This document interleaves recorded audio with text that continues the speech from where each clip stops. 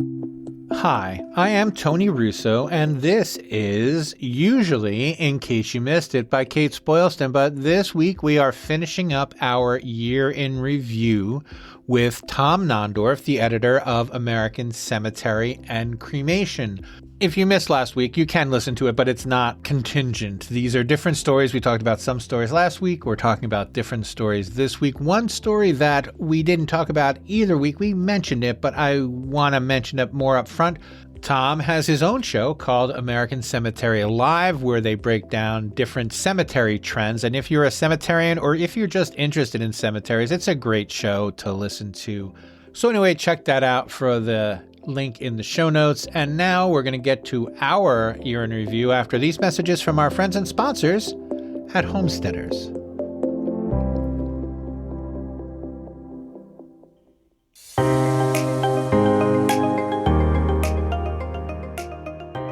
In a business built on trust, consistent financial strength speaks volumes. That's why I'm proud to share that AM Best has once again affirmed Homesteaders' financial strength with an A- excellent rating. Last year was a transformative one for our company, and AM Best affirmation tells us we're on the right track. As a mutual company owned by our policy owners, we remain laser focused on delivering dependable value, industry-leading support, and future-ready solutions to funeral professionals nationwide. Homesteaders is stronger than ever by every measure. Our partners rely on us for the long term, and it is critical that we execute at a high level today while aggressively planning for the future. Reach out to your Homesteaders account executive to hear more about how we are leading the profession in investing in tools and services that benefit funeral providers. Tony, I have a question for you, man. Ask away. Well, while we're talking, you're the guy, and God love you for it. You report on how everybody's doing financially. You look at the big guys, and you have to assess the numbers in a way that I never could. I mean, you're really good at looking into the numbers with Carriage, looking into their business dealings and everything. If I'm reading the trends, from especially the latter part of the year, it was really positive news. So my question for you is, how do you feel about that? And can that translate to from the bigger players, SCI, Carriage, et cetera, to smaller folks out there? Do you feel there's a good trends in the air, good winds blowing for a lot of folks? You know what? I would like to say yes, but I do want to hedge the hell out of it for several reasons. The first reason is there's no way. I think venture capitalists are starting to find out that the $12 billion they dumped into OpenAI that they're never going to see again. And so I would be interested to see, because there's a ton of venture capital money into funeral service, and that has been like, if there's a theme, that's the theme. I've covered lots of different industries, and I remember when I was covering the beer industry for a while, when it was getting really, really hot, let's say 2009, 2010, people were just like, oh, the beer industry is one of those industries where you put in a nickel and get out a quarter. And I'm worried about that kind of attitude leaking through as the VC folks show up in funeral service. So it's an interesting balance. I like what they're doing at Carriage, because they seem to be Carriage, I guess, learned their lesson about overgrowth, and they're being very, very, very strategic. One of the stories that I really hope to write in 2026 is they aren't going after direct business. They're not picking up, direct cremation companies, even though they're available. And on the flip side of that, you have SCI that has SCI Direct, which is doing very, very well with the direct cremation. And just to talk about those two for a second, because Matthews is a different animal altogether, really. To talk about those two for a second, I am so nervous about what's going to happen with direct cremation in the next 2 or 3 years. I think that it has been flying under the radar for longer than it ought. And I mean, I've just stopped reporting on direct cremation scammers at this point, because it's just stole the remains, lost the remains, lost remains, stole the remains, didn't cremate the body and sent a box of sand, and I'm going to put words. I'm sorry, I'm not putting words in Carriage's mouth, but the impression that I get is that that is the kind of bet that they don't want to get too close to. I think that they have direct cremation as part of larger businesses, but it's not mail me your mom and I'll mail you some, cremated remains back. And there's nothing wrong with that except that it's just been dicey. It's just been bad news. I have a story that I like to tell. We never locked the door at my house when I was a kid or when I was a grown up or when I was an adult.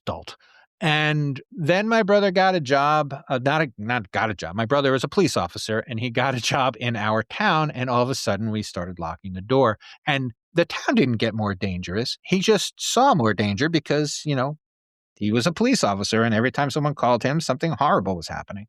And I wonder if I've got that sense about direct cremation. Like if I spend all day reading about how direct cremation has gone wrong, I overcorrect. So that's a real concern of mine, and I try to be aware of it. But it is something to consider what direct cremation is going to look like if it continues, if these stories continue to, another one broke 2 days ago as we record this on December 5th. It's not coming out till the end of the month. And so that's the kind of thing that makes me nervous.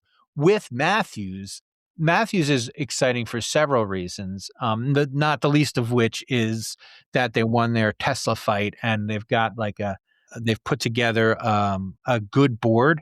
And the board includes the Barrington guys who were not necessarily on board with the things that they were doing, but they've done well with their divestitures, and memorialization is the engine, and that is another important thing. One of the things I wanted to talk to you about anyway is right next to the direct cremation scandals, and every 2 or 3 months there's a story about a monument that didn't get delivered, right? Or a headstone. I've been waiting 5 years for my headstone. These kind of stories. Matthews has kind of been able to avoid that. Their monument businesses. They're delivering mausoleums. It's not like they're going to disappear with someone's mausoleum. But so Matthews has been doing well because it has allowed its funeral business to fund its other things, and it's not trying to, I don't want to say milk it for what it's worth. It's using it as a reliable profit center and then making not big bets with the profits. For you and me, they're huge bets, but for Matthews, they're not dangerous bets. They're making canny investments, and they seem to be, even though everyone was mad at them, and I didn't say nice things when everybody else was saying mean things. I said, these are the mean things everyone's saying.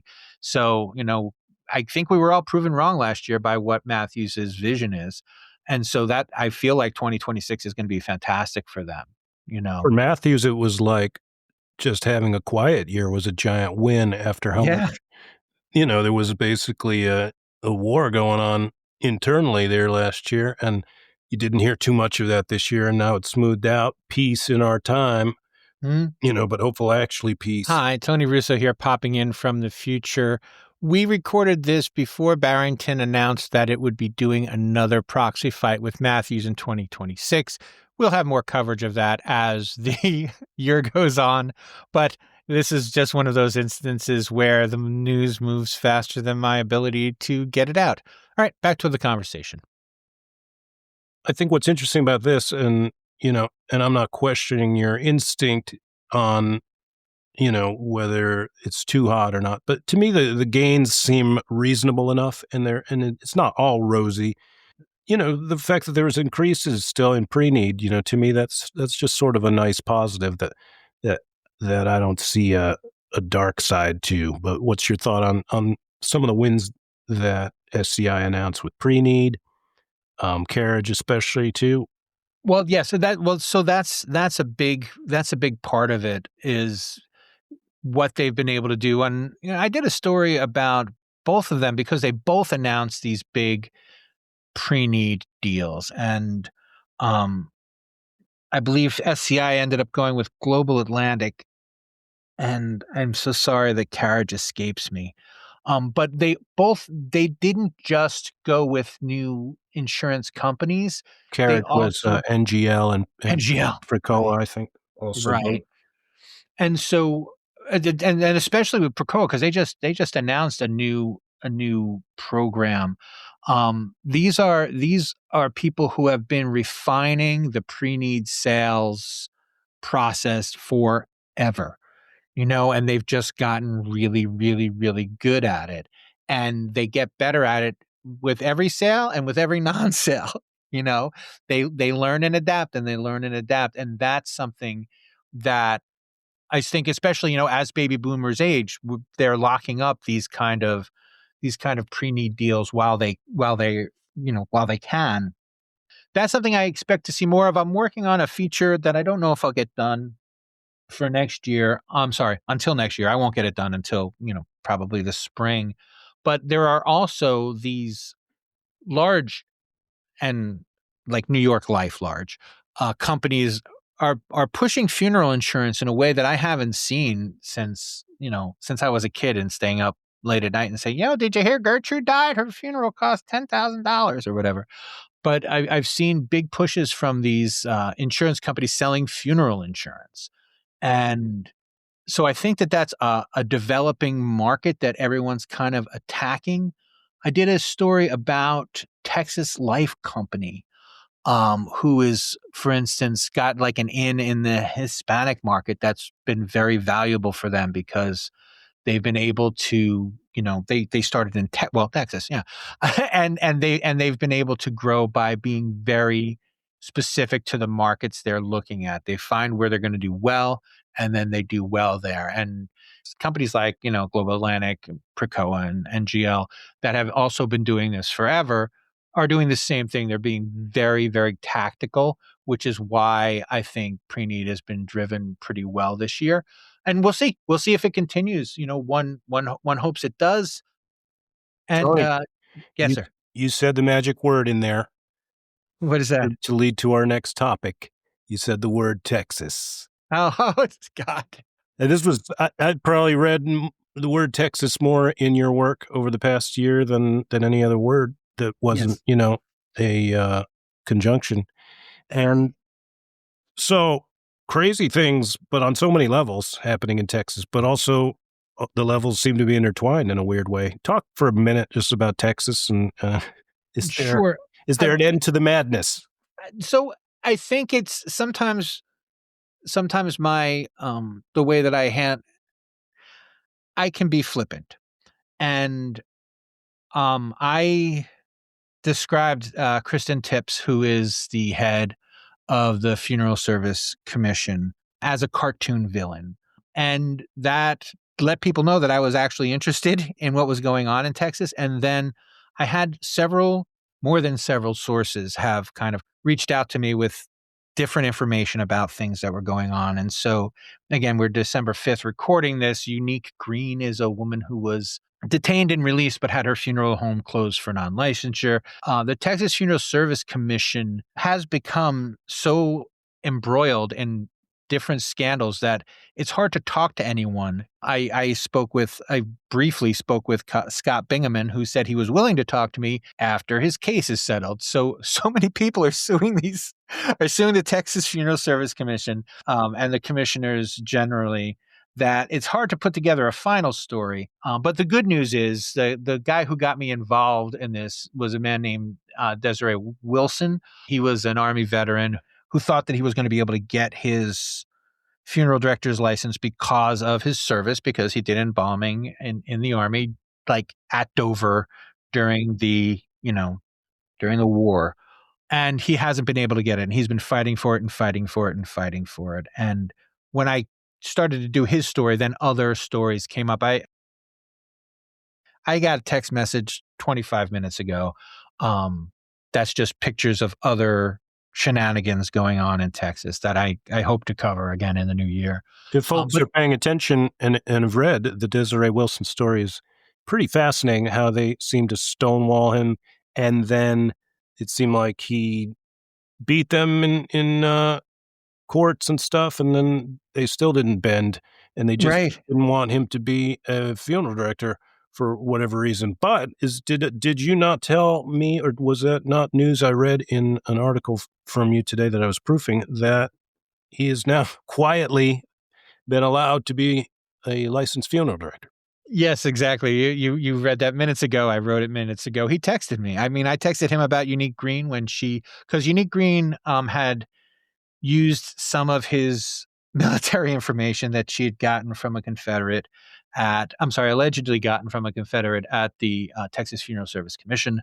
And so when I saw that she'd been arrested, this was before she was released, I shot him a text and I'm like, "Did you see this?" And he essentially sat back, "Did you see this?" And he had gotten, they'd granted his funeral director license, but they hadn't told him. It was like, Isn't that the most petty, okay, we give up. We're going to let you go ahead and be licensed funeral director. But they don't tell him. So right. And he could have not only gone that, years but and not found out. the last thing they said was to the judge who ordered them to give this poor man his funeral director license. And the last thing they said to the judge was, "You don't understand what you're doing. Think again." Like, that was their response to the judge. And their response to Unique Green being let out in handcuffs was like, "Oh, we really need to get out from under this." So it'll be a really interesting 2026 for the Texas Funeral Service Commission. Last question on this with Yeah.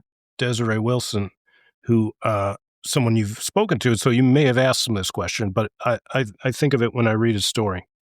And I love people who fight on principle. So this isn't anything negating anything he's gone through. But was there a point, or should there have been a point, when he said, it's probably easier to just go ahead and get my license?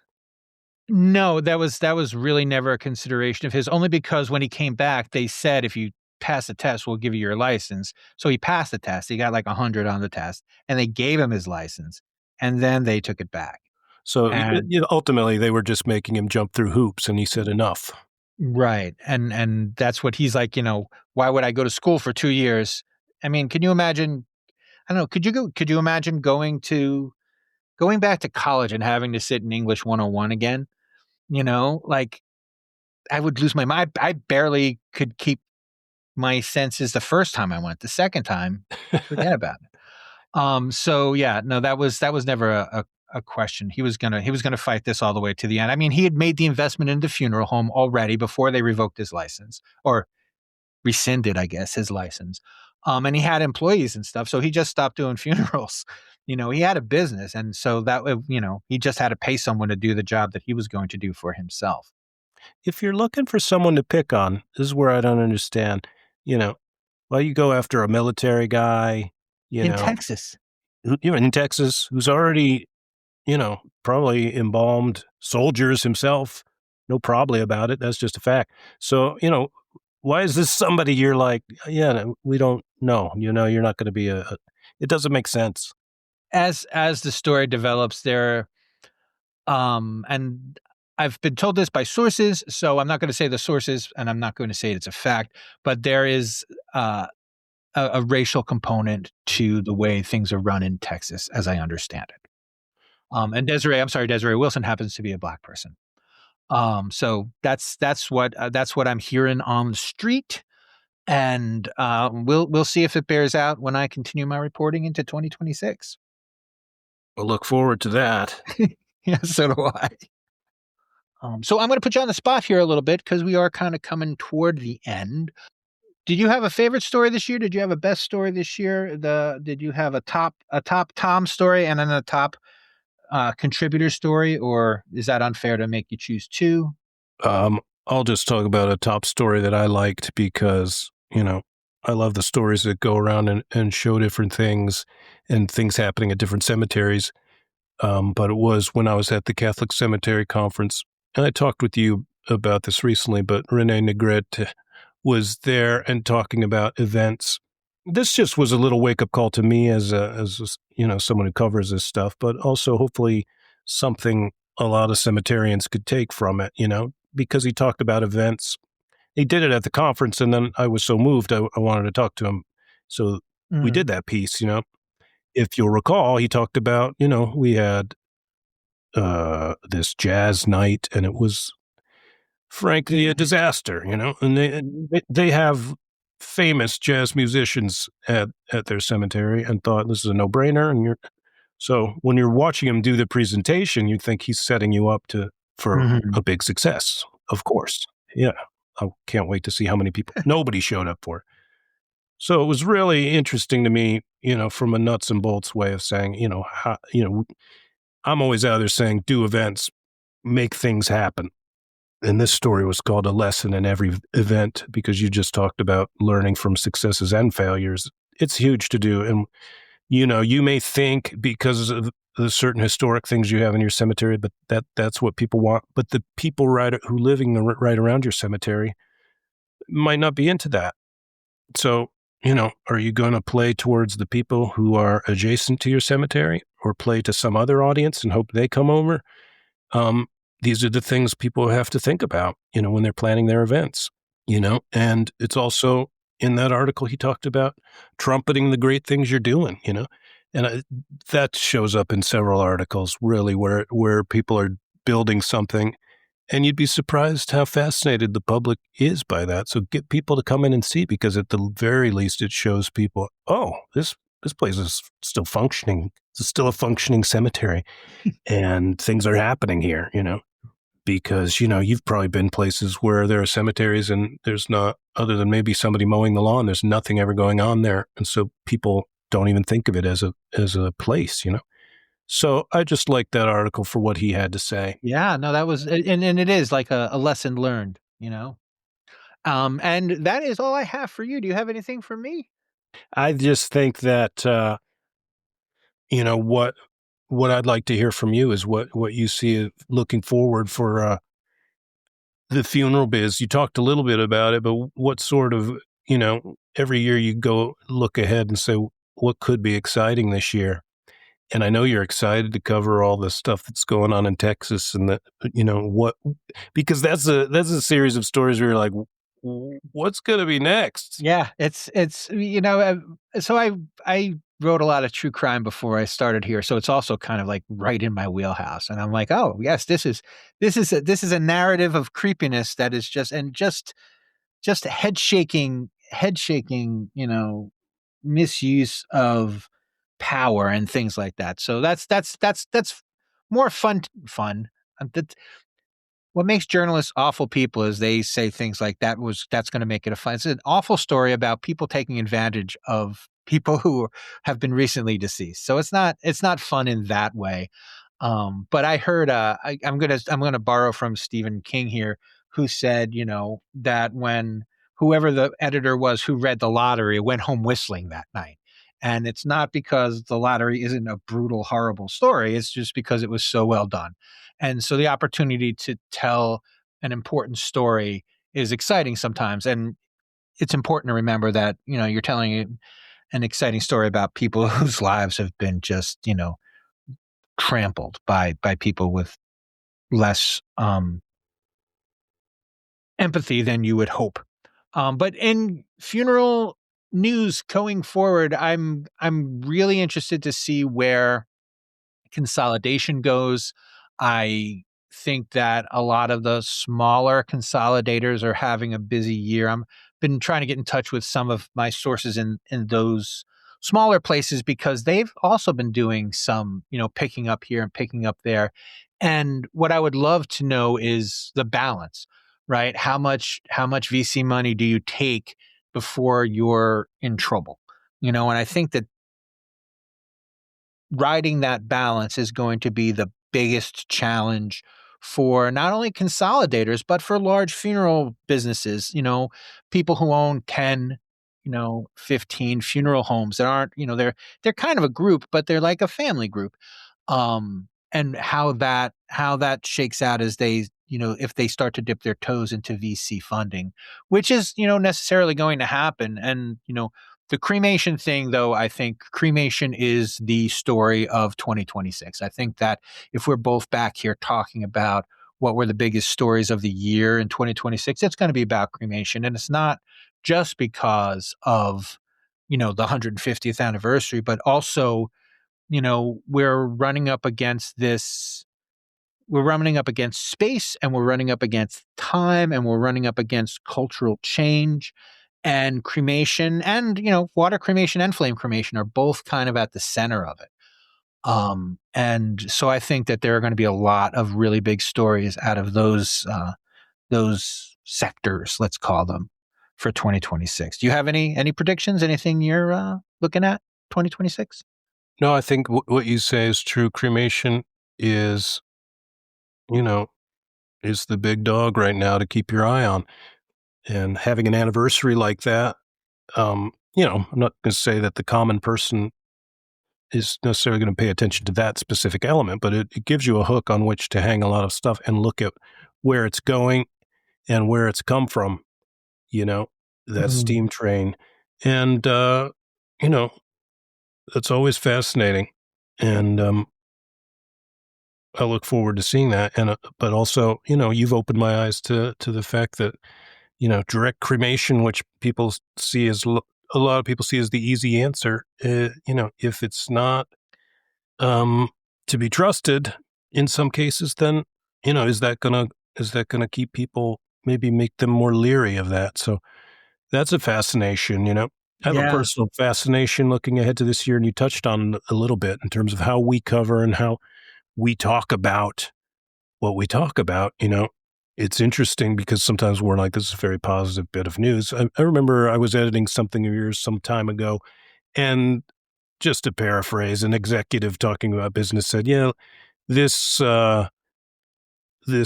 quarter didn't go well because there weren't as many deaths, but I'm looking for a positive quarter next quarter." And I remarked on that. Hey, do you think he really wanted to say that? Because it almost seems like he's rooting for people to die. And you said, "Welcome to death care, man." Yeah.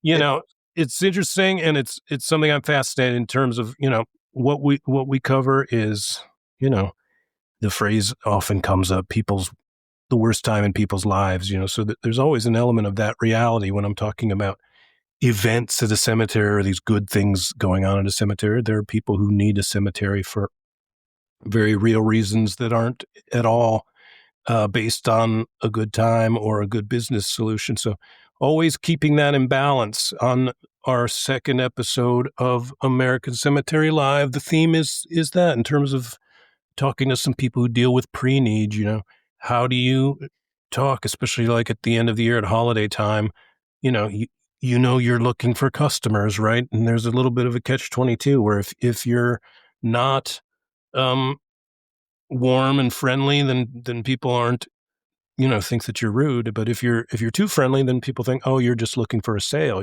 Right. So, That's you know, interesting. it's something that it's a balance that this art of death care is always walking the line of, because there have been issues of trust with people over the years. So keeping that trust, I think, is going to be huge in 2026. How, and specifically what we talk about that episode is how pre-need people keep that balance of showing interest in people, not just at the point of sale. So it's something I want to explore more, and it's something I hope you explore more as well. And that will do it for us and the rest of your friends at Kates-Boylston Publications. We all hope you had a great holiday season and hope you have a fantastic 2026. This episode of In Case You Missed It by Kates-Boylston was written by Tom Nondorf and Tony Russo and edited by me, Tony Russo. We are always happy if you subscribe. So if you subscribe, you'll make us that much happier. And we will see you in the new year. Take care.